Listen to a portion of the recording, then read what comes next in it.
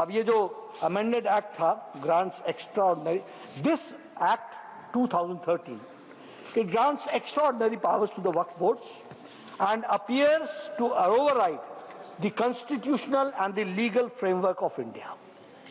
ये article 14 of the Indian Constitution, equality before law, equal protection of law, इसको violet करता है 2013। और जो रिजू साहब बिल लेकर के आए हैं वह उसको प्रोटेक्शन देता है। ये इसकी खूबी है, इसको हमको समझ लेना चाहिए। It violates Article 300A, legal protection from arbitrary seizure।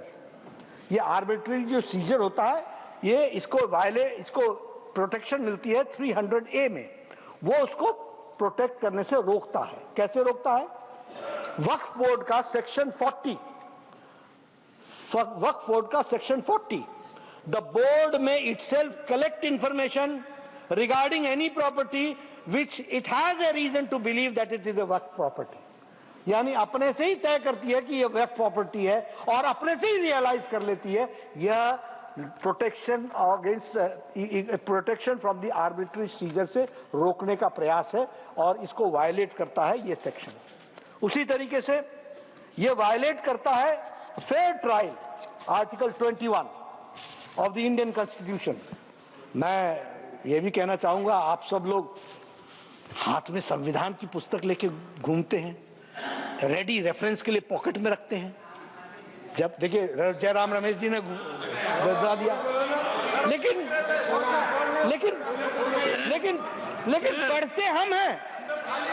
Honourable leader of the house, honourable leader of the house, Jairam ji, showing an object in the house is indecorous. Nothing.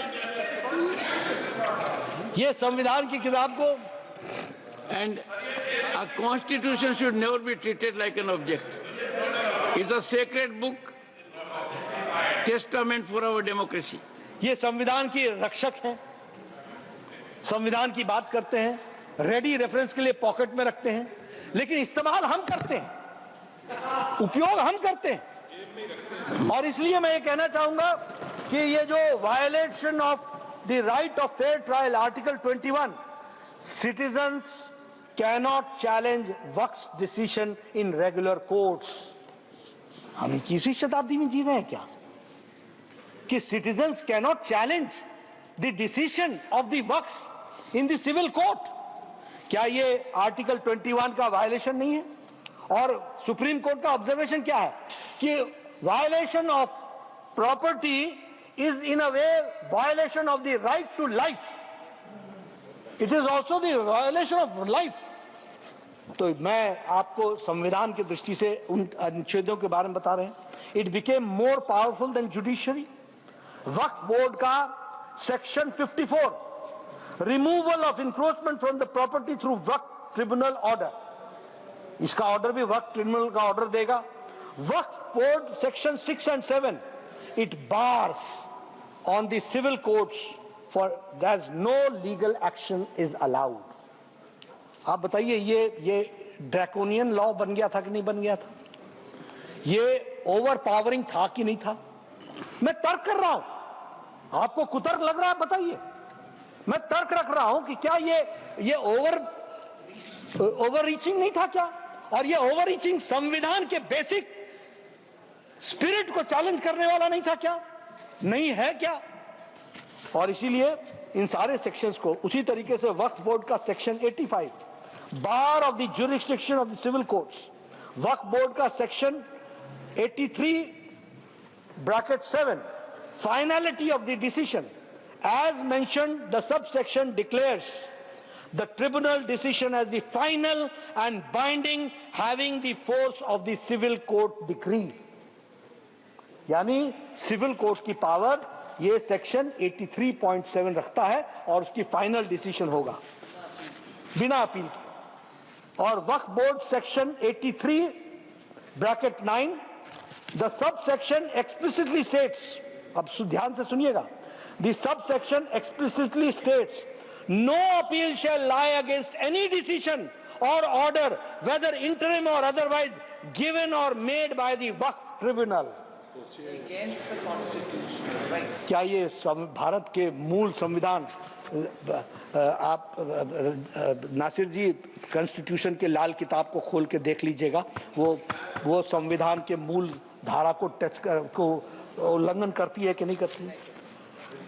और ये आर्टिकल 12 के भी पावर्स को टेक ओवर कर रही है। The revenue department और the local authorities will have a limited power over the Waqf properties, यानी वक्फ की प्रॉपर्टीज पर रेवेन्यू डिपार्टमेंट का भी बहुत लिमिटेड पावर होगा। Even the state governments have a limited interference in the work properties, operate outside the normal revenue system. यानी वो normal revenue system की से अलग हट करके ही काम करते हैं, इस तरीके का है।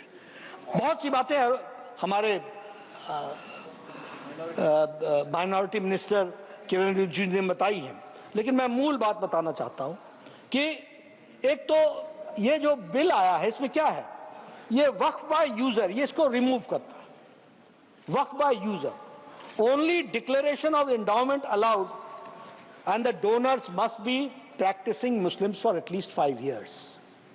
अब मैं कहना नहीं चाहता ये क्यों, इसके पीछे कोई मैं धार्मिक विषयों को छेड़ना नहीं चाहता, अनकंफर्टेबल बात नहीं कहना चाहता, लेकिन मैं इतना जरूर कहना चाहता हूं कि हाँ, जो देने वाला है वो जेन्युइन तो होना चाहिए ना, और उसकी जेन्युइननेस को देखने के लिए एक पैमाना ये है कि वो प्रैक्टिसिंग इस्लाम होना चाहिए। हमने सीसीटीवी का कैमरा तो लगाया नहीं है, वो बोलेगा कि हम इस्लाम मानते हैं, नमाज पढ़ते हैं, बहुत अच्छी बात है, वहां के मुल्ला बोलेंगे तो हो जाएगा। लेकिन फीमेल का इनहेरिटेंस को रोकना यह एक बहुत बड़ा रेट्रोग्रेटिव स्टेप था, उसको ताकत देना यह इस बिल का काम है, इसको हमको ध्यान में रखना चाहिए। मैं ये भी बताना चाहूंगा कि earlier anyone without any proper documents called on the property as the work property, work board made the claim on it, work board उस पर claim कर देता था। Government properties identified as work ceased to be, हाँ मैं सब authenticate करूँगा, आपको मौका मिलेगा। One second. 10 सेकेंड। ये बार बार जो कहा जा रहा है कि वक्फ बोर्ड बिना डॉक्यूमेंट्स क्लेम कर देती है, हिंदुस्तान में कितने ऐसे प्रॉपर्टीज और कौन से वक्फ बोर्ड क्लेम है, प्लीज ऑथेंटिकेट कीजिए। Leader of the house, leader of the house, ये जेपीसी को जिसके ये भी सदस्य थे, जो 285 स्टेक होल्डर्स मिले हैं और जिन्होंने जो डॉक्यूमेंट्स दिए हैं वही रख दें यहां पर, तो वो ऑथेंटिकेट हो जाता है।